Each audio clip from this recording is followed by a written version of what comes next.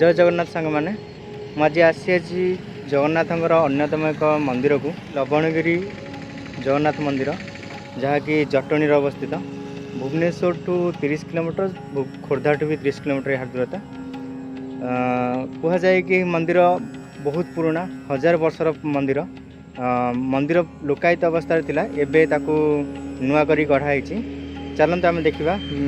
कौन कौन केमती मंदिर बनाई एबे मु लवणगिरी मंदिर गेट सामने अच्छी यार कंस्ट्रक्शन एबे भी चालू होई किछि दूर पर्यंत कंक्रीट रास्ता होती पूरा माटी रोड अच्छी मु प्रीवियस थर जो आसती ये जो एरिया देखिपे एरिया काजू गछ थिला ये काजू गछ जो थिला पूरा टोटल एरिया काजू गछ काटिकी पूरा मंदिर पूरा परिसर बना होची पूरा पार्क डिजाइन करा होची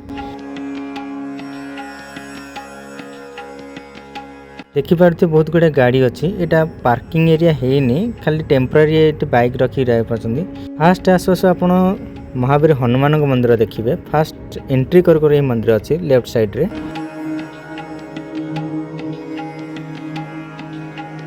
हनुमान मूर्ति बाहर भी अच्छी ये पूजा ही पाँच से जो गणेश मूर्ति देखुं मंदिर भी तैयारी कराई से बाहर अच्छा आपण आखि आगे जो मंदिर को देखुं ये हूँ लवणेश्वर महादेव मंदिर तो चलते ता भीतर को आम जा महादेव मंदिर सहित माँ पार्वती मंदिर भी ये अच्छी देखिपे लवणेश्वर महादेव लिखाही हर हर महादेव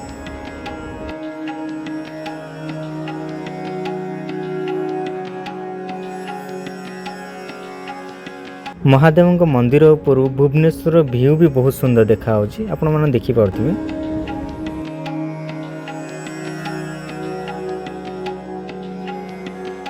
जय जगन्नाथ सांग मैंने मुझे बुझिली कि ये लवणेश्वर महादेव मंदिर अच्छी लवणेश्वर महादेव मंदिर बहुत पुराना मंदिर ये बहुत वर्षर मंदिर ये जगन्नाथ मंदिर परिवर्ते माँ लक्ष्मी मंदिर माँ बिमला मंदिर हनुमान मंदिर सब अच्छी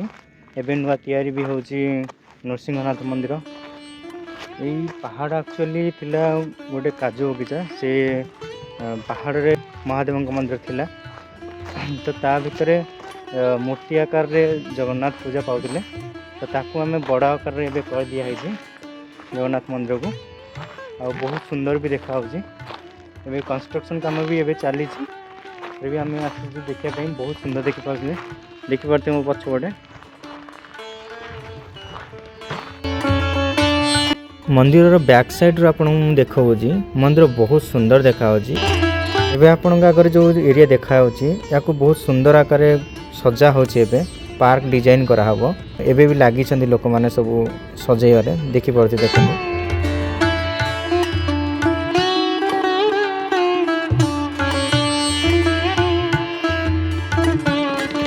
एबे चलतु जगन्नाथ दर्शन पाई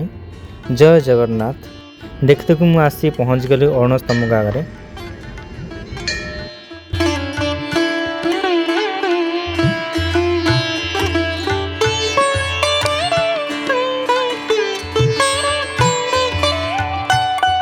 जगन्नाथ मंदिर बाहर पट साइड बहुत सुंदर कर दिया मैंने पचारि बुझिले कि रथयात्रा जो हूँ माउसी माँ मंदिर को जगन्नाथ जाऊँगी रथयात्रा ये 2 दिन लगुच जावाई 5 गाँव बोली गोटे गाँव को जाऊँ से जगन्नाथ एबे जो मंदिर को आपण देखुं ये हूँ माँ बिमला मंदिर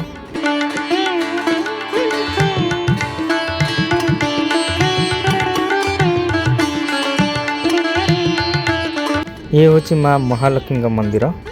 ता भीतर को चलू जा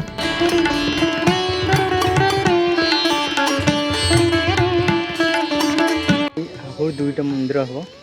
माँ बगलामुखी और गणेश मंदिर हम ये आहरी भी सुंदर देखा दिए आर वर्ष सुधा से काम भी कम्प्लीट हो नृसिंहनाथ मंदिर भी तैयारी होची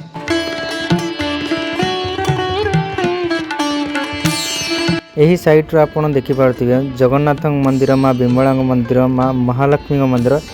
एका साथी देखा जाउची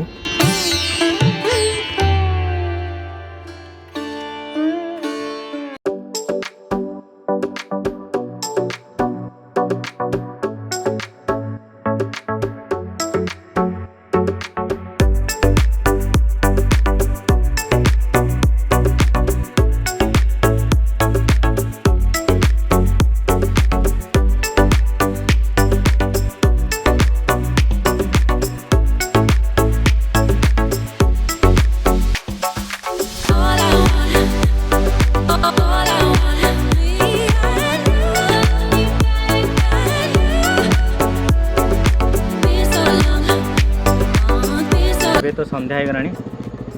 ଚାଲନ୍ତୁ ଘରକୁ ଫେରିବା। এই ମନ୍ଦିରରୁ ମୁଁ ଏବେ ଆଜି